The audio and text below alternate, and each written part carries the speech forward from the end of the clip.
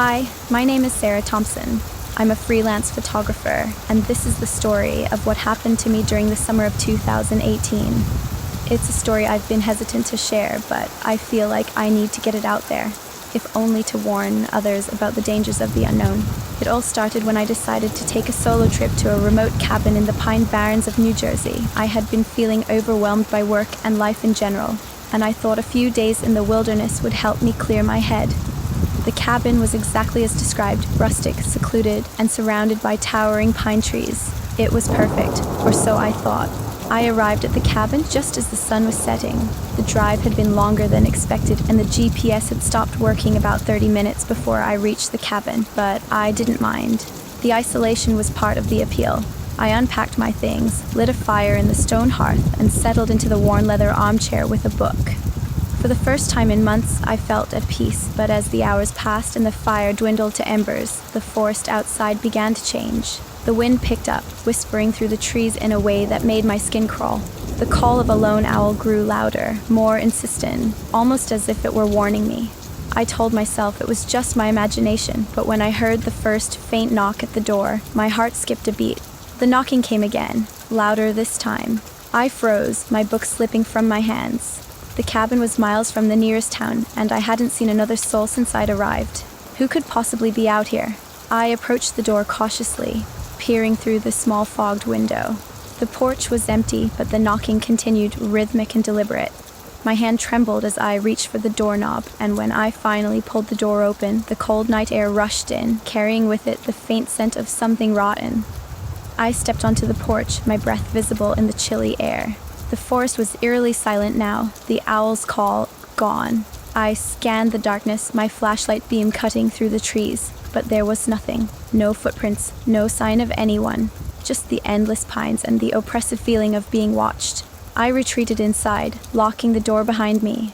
The fire had gone out, and the cabin felt colder than before. I tried to shake off the unease, telling myself it was just the wind or an animal, but deep down, I knew better. That night, I dreamed of the forest. I was standing in a clearing, surrounded by pines that seemed to close in around me. The air was thick with the sound of whispers, hundreds of them, overlapping and indistinct, but growing louder with every passing second. I tried to run, but my feet were rooted to the ground, the whispers closing in until they were all I could hear. I woke with a start, drenched in sweat. The cabin was pitch black, the fire long dead. The whispers, I realized with a jolt of terror, were still there. They were faint, barely audible, but unmistakable. They seemed to come from everywhere and nowhere at once, echoing through the walls and under the floorboards. I clutched my blanket, my heart pounding as I strained to make out the words. They were in a language I didn't recognize, guttural and ancient, but there was no mistaking the malice in their tone. I reached for my phone, but the screen remained dark. The power was out. The next morning, the whispers were gone, but the forest felt different. The trees seemed closer, their branches twisted and gnarled like grasping fingers. The air was heavy, oppressive, and the usual sounds of birds and insects were absent. Even the sunlight filtering through the canopy seemed dimmer, as if the forest itself were trying to keep me in the dark. I decided to explore, hoping to find some sign of civilization, or at least a way to call for help.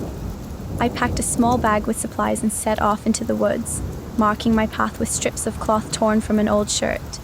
The deeper I went, the more the forest seemed to resist me. The ground was uneven, the underbrush thick and tangled, and the trees loomed overhead like silent sentinels.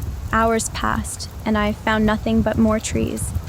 The strips of cloth I'd tied to branches were gone, as if the forest had swallowed them whole. Panic began to set in as I realized I was hopelessly lost. And then I saw it, a shadow, moving between the trees just out of sight. I called out, my voice trembling, but there was no response. The shadow moved again, closer this time, and I caught a glimpse of something tall and impossibly thin. Its limbs twisted and elongated. It moved with an unnatural grace, gliding rather than walking, and its eyes, if it had eyes, were fixed on me. I turned and ran, my heart pounding in my chest. The forest seemed to close in around me, the trees shifting and bending to block my path. I stumbled, falling to the ground, and when I looked up, the shadow was there, looming over me. The shadow didn't attack. It simply watched me, its presence suffocating. I could feel its gaze, cold and unyielding, and I knew with a terrible certainty that it had been waiting for me. The whispers returned, louder now, and I realized they were coming from the shadow itself. It spoke, its voice a cacophony of the whispers I'd heard before. The words were still incomprehensible, but their meaning was clear. I was not supposed to be here. The forest was alive, and it had claimed me. My vision blurred as the shadow reached for me, its twisted fingers brushing against my skin. I felt a surge of cold, a numbness that spread through my body, and then everything went black. When I woke, I was back in the cabin. The fire was burning, the room warm and inviting. For a moment, I thought it had all been a dream. But then I saw the strips of cloth I'd tied to the trees, now hanging from the rafters like macabre decorations. The whispers were gone, but the forest outside was silent, waiting. I knew I would never leave. Months later, a group of hikers stumbled upon the cabin. It was overgrown, the windows shattered and the door hanging off its hinges. Inside, they found my journal, filled with frantic scribbles and sketches of twisted, shadowy figures. The last entry was a single sentence written in shaky handwriting. "The forest is alive, and it hungers." But what they didn't find was me. As they flipped through the journal, one of the hikers noticed something strange. The last few pages were covered in the same guttural ancient script I had described hearing in the whispers. None of them could read it, but as they stared at the symbols, they began to hear it, faint at first but growing louder. The whispers. They left quickly, but as they made their way back to the trail, they couldn't shake the feeling of being watched. The forest seemed to close in around them, the trees shifting and bending to block their path. And then, they saw it, a shadow, tall and impossibly thin, moving between the trees just out of sight. When they finally reached their car, they realized one of them was missing. No one could remember when they had last seen him, but his backpack was still in the car, his camera inside. The last photo on the memory card was of the cabin, taken from a distance. In the window, barely visible through the shattered glass, was a face, pale, gaunt, and unmistakably mine.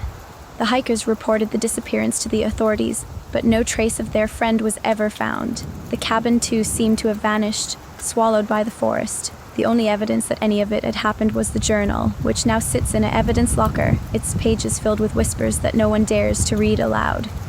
As for me, I'm still here. The forest is alive, and it hungers, and now, so do I. I never imagined that the forest would offer me a choice. Yet, as I stepped away from the clearing, every breath felt like the beginning of a reckoning. I found myself wandering along a narrow, hidden trail that had suddenly materialized between ancient gnarled pines. The whispers had faded into an eerie silence, a deceptive lull that was even more unsettling. Every snap of a twig underfoot, every rustle of leaves overhead, felt like a secret signal from the very soul of the wilderness. Hours later, the path opened into a moonlit glade where crumbling stone ruins lay half buried beneath tangled ivy. At the center of the ruins, an altar bore inscriptions in the same guttural script I had once heard echoing in the night. My heart pounded in recognition. These were the words of a covenant, a promise made by generations of my ancestors to both guard and be guarded by the forest. As I reached out to trace the ancient symbols, the temperature dropped abruptly. In that instant, a figure emerged from the shadows, a man cloaked in ragged, earth-toned fabric, his eyes deep wells of sorrow and resolve. He introduced himself simply as Jonathan. With measured urgency, he explained that he too was bound by the same legacy. His bloodline was charged with keeping the balance between the living and the forgotten. Before I could fully process his revelation, the glade trembled. The altar's inscriptions began to glow with a pulsating, otherworldly light. From behind the stones, a translucent, shifting figure stepped forth, a mirror image of me, yet warped by centuries of isolation and despair. My own face stared back, hollow and haunted, as if a piece of me had been left behind in the dark of the woods. Jonathan's voice quivered. "That is your echo, the part of you the forest never claimed, but has always been waiting to return." My mind whirled with a torrent of memories that were not entirely my own. Fleeting images of a woman who had once held the same camera, whose eyes had shimmered with both hope and grief, and whose destiny was forever entwined with the forest's secrets. In one breathtaking, sudden twist, the echo stepped forward. As if compelled by the ancient magic of the glade, it reached out and merged with me. In that excruciating moment, every sorrow, every terror, every longing for freedom flooded my senses. I wasn't just Sarah Thompson anymore. I was both the guardian and the captive of these woods, a living conduit of ancient power. Yet the forest was not yet finished with its revelations. The ground beneath the ruins cracked open, revealing a winding staircase carved from bedrock. Jonathan's eyes widened with both wonder and dread as he murmured, This staircase leads deep into the heart of the forest's memory. It may hold the truth of your curse, or the key to breaking it.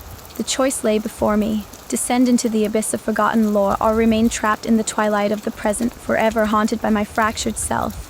With a steadying breath, I took the first step down the stone steps. Every echo of my footfall reverberated like a heartbeat, mingling with the distant sound of the forest's hunger. The further I descended, the more the air thickened with ancient secrets, whispered promises of liberation and ruin alike. My thoughts churned. Was I reclaiming a part of myself, or surrendering to the inevitable pull of an otherworldly force that had haunted these woods for centuries? As I reached a cavern lit by a spectral glow, the whispers returned, this time coherent and insistent. They spoke of sacrifices made, of a family bound by duty, and of a darkness that would soon awaken if its balance was disturbed. In the center of the cavern lay a weathered chest, its lock etched with the very script that had marked my destiny. The sound of footsteps echoed behind me. I spun around, heart in my throat, and found Jonathan standing at the mouth of the cavern, his expression both solemn and pleading. "We have only one chance," he said quietly. "Unlock the chest and you will confront the heart of this curse. But be warned, once you do, there is no turning back." My hand trembled as I reached for an ornate key that had mysteriously appeared in my pocket, a key I didn't remember acquiring. The moment my fingers closed around it, the spectral light intensified, and a cascade of visions overwhelmed me. I saw a future where the forest reclaimed the souls of the lost, and another where I, reborn from the union of shadow and light, could free not only myself, but also all who had been ensnared by its malevolent charm. Now, at the threshold of a choice that could redefine my very existence, I stood paralyzed between fate and defiance. The whispers urged me on, promising redemption or oblivion in equal measure. In that charged silence, I knew one thing for certain: the forest was not merely a backdrop to my past, it was the architect of my destiny. And as I lifted the key to the chest, my resolve hardened. I would face whatever awaited me in the darkness, even if it meant unearthing truths that would shatter everything I once believed about who I was.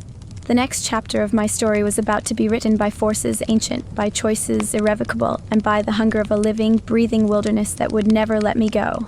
I stood before the ancient chest, its lid creaking open under the pressure of fate. With trembling fingers, I turned the ornate key, and as it clicked into place, the spectral glow around us intensified into a blinding radiance that seemed to reach into the very marrow of the earth.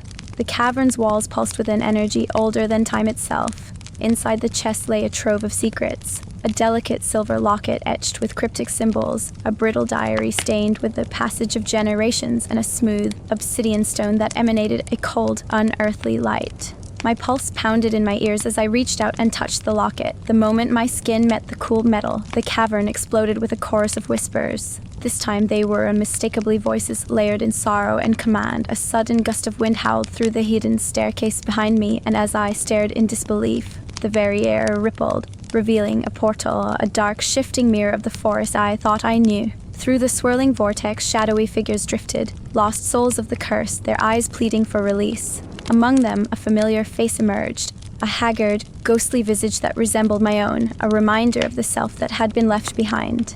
Jonathan's voice broke through the tumult. "Sarah, listen, this relic is the key to our salvation, or our damnation. My fate, my very soul, has long been tethered to these woods. I once tried to break the curse, but the forest demanded its due. I warn you, some paths, once chosen, cannot be undone." Before I could protest, the locket clicked open, revealing a miniature portrait of a woman whose eyes shone with fierce determination and sorrow. It was as if I were staring into the depths of my own soul, a forebear whose legacy was both my inheritance and my burden. In that instant, the whispers solidified into a single, resonant command: embrace your destiny or be forever devoured by the darkness. From behind the portal, a figure emerged, tall, regal, and draped in robes that shimmered with ancient power. His presence radiated authority, and he introduced himself as the arbiter of the forest, the keeper of the delicate balance between life and death within these cursed lands. His voice was calm yet laced with an unyielding finality. "The covenant that binds your blood, and this forest has reached its turning point. The relic you hold may either mend the fractured bond or shatter the barrier between worlds, unleashing chaos upon both." As the spectral energy swirled around us, Jonathan's eyes filled with both remorse and urgency. "Sarah, You must choose, merge with the forest soul and claim dominion over its power, or destroy the relic and risk the fury of forces that have slept for centuries. His warning echoed in my mind, layered with the tragic memory of his own sacrifice. Caught in the throes of this impossible decision, I felt the weight of every life lost, every soul claimed by the relentless hunger of the woods. The relic pulsed in my hands like a living heartbeat, and my mind was awash with visions. A future where I ruled over the forest as its eternal guardian, and another where the very act of breaking the covenant would unleash a torrent of despair and destruction upon the human world. In that charged moment, the cavern seemed to hold its breath. The portal's sinister glow deepened, and the voices of the lost grew into a cacophonous demand for resolution. I was at the crossroads of destiny, with every choice echoing the sacrifices of generations past. With my heart pounding like a war drum, I clutched the relic tightly. Every whisper, every flicker of light, demanded an answer that could alter not just my fate, but that of the entire cursed forest.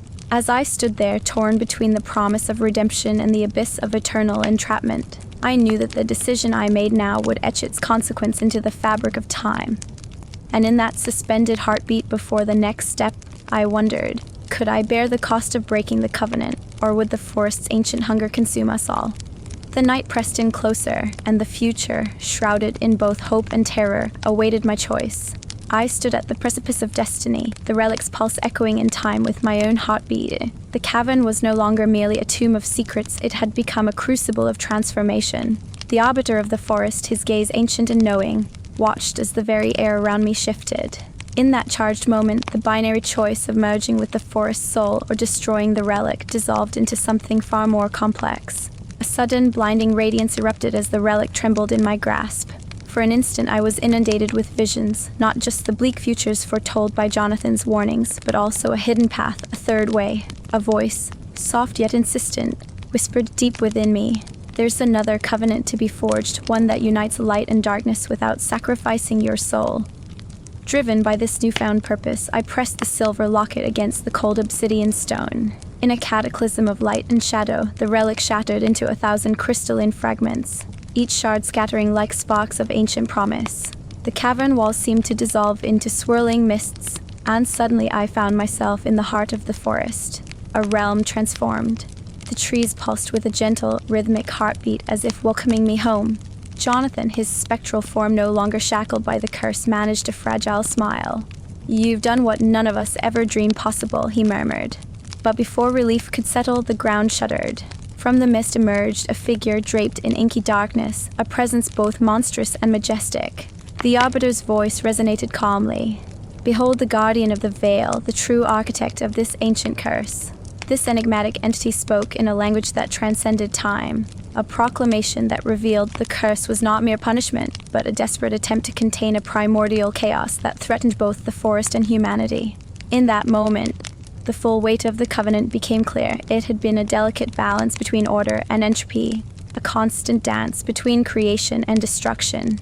Now, with the relic in ruins, the equilibrium was upended. I faced a daunting new choice: to embrace the mantle of guardian wielding the full spectrum of the forest's potent power, or to forge an entirely new covenant, a way to harmonize the forces of light and darkness without succumbing to either. Jonathan's eyes, brimming with both hope and sorrow, met mine. "The true test begins now," he said. "Will you become the savior who binds chaos with light, or will the primordial darkness swallow us all?"